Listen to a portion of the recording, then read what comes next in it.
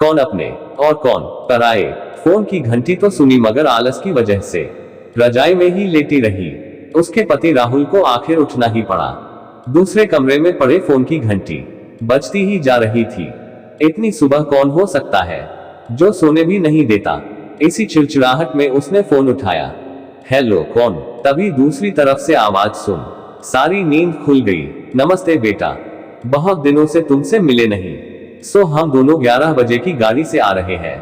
दोपहर का खाना साथ में खाकर हम 4 बजे की गाड़ी से वापस लौट जाएंगे। ठीक है। हाँ पापा, मैं स्टेशन पर आपको लेने आ जाऊंगा। फोन रखकर वापस कमरे में आकर उसने रचना को बताया कि मम्मी पापा 11 बजे की गाड़ी से आ रहे हैं और दोपहर का खाना हमारे साथ ही खाएंगे। रजाई में घुसी रचना का पारा एकदम 7वें आसमान पर चढ़ गया। कोई इतवार को भी सोने नहीं देता। अब सबके के लिए खाना बनाओ, पूरी नौकरानी बना दिया है। गुस्से से उठी और बाथरूम में घुस गई। राहुल हक्का बक्का होकर उसे देखता ही रह गया।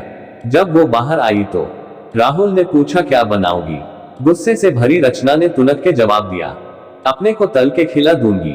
राहुल चुप रहा और मुस्कुराता हुआ तैयार होने में लग गया। स्टेशन पर जो जाना था। थोड़ी देर बाद गुस्सैल रचना को बोलकर कि वो मम्मी पापा को लेने स्टेशन जा रहा है, वो घर से निकल गया। रचना गुस्से में बड़बड़ाते हुए खाना बना रही थी। दाल सब्जी में नमक मसाले ठीक है या नहीं की परवाह किए बिना बस करछी चलाए जा रही थी। कच्चा पक्का खाना बनाकर बेमन से पराठे तलने लगी तो कोई कच्चा तो कोई जला हुआ। आखिर उसने सब कुछ खत्म किया। फुर्सत की सांस लेते हुए सोफे पर बैठ मैगजीन के पन्ने पलटने लगी। उसके मन में तो बस यह चल रहा था कि सारा संडे खराब कर दिया। बस अब तो आए, खाएं और वापस जाएं। थोड़ी देर में घर की घंटी बजी तो बड़े बेमन से उठी और दरवाजा खोला। दरवाजा खुलते ही उसकी आंखें हैरानी से फटी की फटी रह गई और मुंह से एक शब्द भी नहीं निकल सका। सामने राहुल के नहीं, उसके अपने मम्मी पापा खड़े थे जिन्हें राहुल स्टेशन से लाया था। मम्मी ने आगे बढ़कर उसे झिंझोड़ा, अरे क्या हुआ, इतनी हैरान परेशान क्यों लग रही है? क्या राहुल ने बताया नहीं कि हम आ रहे हैं? जैसे मानो रचना के नींद टूटी हो। नहीं मम्मी, इन्होंने तो बताया था, पर चलो आप अंदर तो आओ। राहुल तो अपनी मुस्कुराहट रोक नहीं पा रहा था। कुछ देर इधर उधर की बातें करने में बीत गया। थोड़ी देर बाद पापा ने कहा, रचना गप्पे ही मारती रहोगी या कुछ खिलाओगी भी? यह सुन रचना को मानो सांप सूंघ गया हो। क्या करती, बेचारी को अपने हाथों ही से बनाए अधपक्के और जले हुए खाने को परोसना पड़ा। मम्मी पापा खाना तो खा रहे थे मगर उनकी आंखों में एक प्रश्न था जिसका वो जवाब ढूंढ रहे थे। आखिर इतना स्वादिष्ट खाना बनाने वाली उनकी बेटी आज उन्हें कैसा खाना खिला रही है? रचना बस मुंह नीचे किए बैठी खाना खा रही थी। मम्मी पापा से आंख मिलाने की उसकी हिम्मत नहीं हो पा रही थी।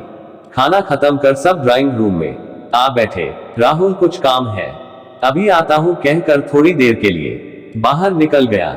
राहुल के जाते ही मम्मी, जो बहुत देर से चुप बैठी थी, बोल पड़ी, क्या राहुल ने बताया नहीं था कि हम आ रहे हैं? तो अचानक रचना के मुंह से निकल गया, उसने सिर्फ यह कहा था कि मम्मी पापा लंच पर आ रहे हैं। मैं समझी उसके मम्मी पापा आ रहे हैं। फिर क्या था? रचना की मम्मी को समझते देर नहीं लगी कि ये मामला है। बहुत दुखी मन से उन्होंने रचना को समझाया, बेटी, हम हो या उसके मम्मी पापा, तुम्हें तो बराबर का सम्मान करना चाहिए। मम्मी पापा क्या, कोई भी घर आए तो खुशी खुशी अपनी हैसियत के मुताबिक उसकी सेवा करो। बेटी, जितना किसी को सम्मान दोगी उतना तुम्हें ही प्यार और इज्जत मिलेगी। जैसे राहुल हमारी इज्जत करता है उसी तरह तुम्हें भी उसके माता पिता और संबंधियों की इज्जत करनी चाहिए। रिश्ता कोई भी हो, हमारा या उसका, कभी फर्क नहीं करना। रचना की आंखों में आंसू आ गए और अपने को शर्मिंदा महसूस कर उसने मम्मी को वचन दिया कि आज के बाद फिर ऐसा कभी नहीं होगा। निश्चित ही हमें विचार करना होगा। क्या यह ठीक है? क्या यह घटना 10 में से 8 घरों में होती है? हम ही अपने बड़े बुजुर्गों माता पिता का सम्मान नहीं करेंगे तो हमारा सम्मान कौन करेगा? हम और आप भी तो एक दिन बूढ़े होंगे।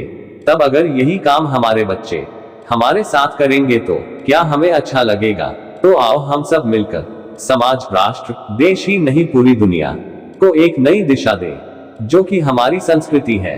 दोस्तों, आपको कहानी से 1% भी सीखने को मिला तो ज्यादा से ज्यादा शेयर जरूर करें, और अगर कहानी पसंद आए तो कमेंट जरूर करें। अगर आपके पास कमेंट करने के लिए कोई शब्द नहीं है तो गुड लिख दे, और चैनल पर नए हो तो हमें अभी सब्सक्राइब कर लीजिए।